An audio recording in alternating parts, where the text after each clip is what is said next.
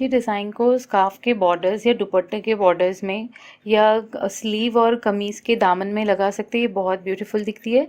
इसके लिए मैंने एक ओवल बीड यूज़ की है और इस तरह की बाइकॉन बीड यूज़ की है और एक ट्रांसपेरेंट बीड। तो आप इसके बदले पर्ल्स भी ले सकते हैं।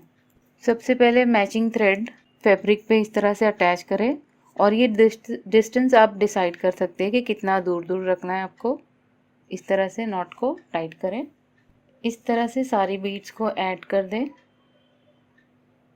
5 ब्लैक है और 1 येलो और एक ट्रांसपेरेंट। ऐड करने के बाद ट्रांसपेरेंट को सेपरेट कर लें, ट्रांसपेरेंट बीड को, और बाकी सारी बीड्स में से इसे पास करते हुए फैब्रिक पर अटैच कर दें।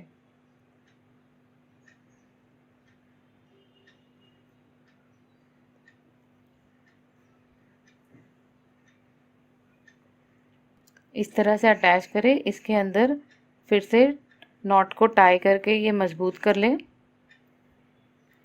और फिर यहाँ से अंदर से धागे को पास करते हुए या धागे को काटते हुए भी, कट करके भी, या तो अंदर से पास करते हुए इक्वल डिस्टेंस पे फिर से ऐसे लटकन बनाएं।